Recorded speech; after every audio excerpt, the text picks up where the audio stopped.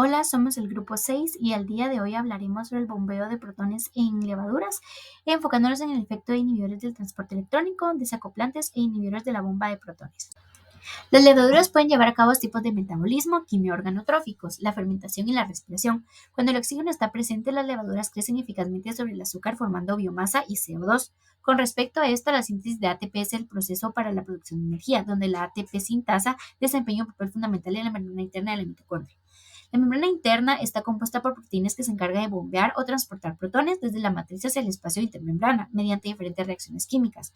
Por otro lado, la ATPasa de la membrana plasmática de la levadura es una bomba de protones y constituye el mayor sistema celular para la regulación del pH y la absorción de nutrientes. En la mitocondria se realiza un acoplamiento obligatorio entre la oxidación del complejo 1 al 4 con la fosforilación de la ATP sintasa, ya que si se inhibe o bloquea cualquiera de los dos complejos de la cadena respiratoria, ya no sintetiza ATP y si se bloquea la ATP sintasa, ya no hay transferencia de electrones en la cadena respiratoria. Los objetivos de esta práctica son relacionar el consumo de glucosa y las variaciones de pH inducidas por levaduras en su medio. También describir los procesos bioquímicos que relacionan el uso de glucosa como combustible metabólico con el mecanismo de las modificaciones en el pH del entorno extracelular de la levadura. Y finalmente determinar el efecto de los inhibidores del transporte de electrones, de los desacoplantes y de los inhibidores de la ATPasa sobre el bombeo de protones. Entre los principales hallazgos de esta práctica se puede mencionar que la glucosa estimula la actividad ATPasa. La ácida de sodio, por otro lado, disminuye el pH en el espacio extracelular debido a la inhibición del complejo 4. El 2,4-dinitrofenol disminuye la síntesis de ATP y por ende el bombeo de protones hacia el espacio extracelular. Y el rabeprazol impide el bombeo de protones hacia el espacio extracelular. En esta práctica se realizaron tres experimentos con las sustancias ácida de sodio, 2,4-DNF y rabeprazol, teniendo como extra una solución control para determinar la variación de pH a lo largo del tiempo respecto a la acción de la levadura en presencia de glucosa. Para ello se preparó una solución de levadura en la que se tomó el pH y posteriormente se agregó la glucosa, anotando el cambio de pH en la solución. Esto se realizó decantando las tres sustancias por separado a examinar y determinando el pH en intervalos establecidos mediante el uso de la función congelado del potenciómetro. Este es un dispositivo que permite variar la resistencia eléctrica entre dos puntos mediante el movimiento. Esta función bloquea el cursor de este instrumento que mide el potencial eléctrico con el objetivo de mantener la configuración específica del mismo. Se completó la tabla de resultados tomando en cuenta los valores obtenidos en la línea basal 0, 3 y 6, la sustancia control, el pH extracelular de las tres sustancias a analizar y el cambio del pH de las mismas al añadir la glucosa según los intervalos establecidos. En base a esta tabla se realizó una gráfica de dispersión para visualizar y esquematizar mediante coordenadas los valores de tiempo, eje X, y pH, eje Y, por lo que los puntos de distribución en la gráfica representan el cambio de pH de las sustancias en relación al tiempo.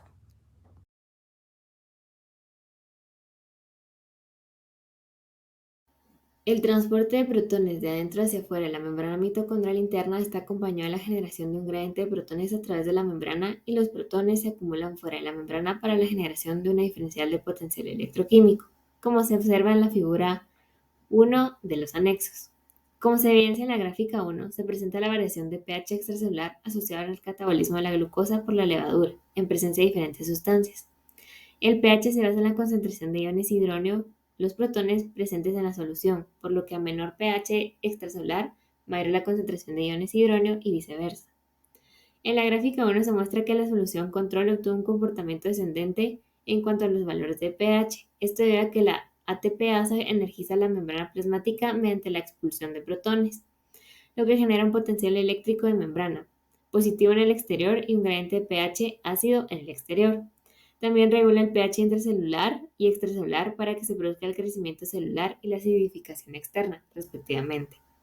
Además, también se observó que este comportamiento se ve favorecido con la adición de la glucosa, ya que en plantas y hongos la actividad de esta bomba de protones está regulada a nivel transcripcional y posttransduccional por un gran número de factores. Uno de los principales responsables de esta regulación en la levadura es la glucosa. El metabolismo de la glucosa modifica las propiedades cinéticas de la enzima, aumentando la velocidad máxima aproximadamente 3 veces y reduciendo la Km de 1,5 a 0,3.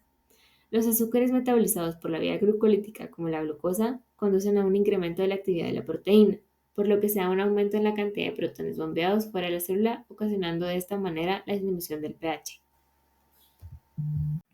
Por otro lado, se observa que el pH de la solución con ácido de sodio aumentó en comparación con el control. Esto debido a que el ácido de sodio es un veneno mitocondrial que actúa como un inhibidor del citocromo C oxidasa del complejo 4 de la cadena de transporte de electrones. Esta enzima es responsable de la transferencia final de electrones al oxígeno molecular en la cadena de transporte de electrones, donde el oxígeno se reduce a agua, por lo que la SIDA, al unirse al citocromo C, bloquea dicha etapa final, lo que reduce la liberación de protones desde la matriz mitocondrial al espacio intermembran, conduciendo de esta forma a una acumulación de protones en la matriz y a un descenso en el gradiente de protones en el espacio intermembran, ocasionando que la ATP sintasa no sea capaz de producir ATP y por ende la ATPasa no pueda bombear protones al espacio extracelular, lo que resulta en una menor concentración de protones en el espacio extracelular. Asimismo, se evidencia que la solución con 2,4-DNF presentó un comportamiento similar a la curva de la solución control. Sin embargo, se observó un ligero aumento en los valores de pH.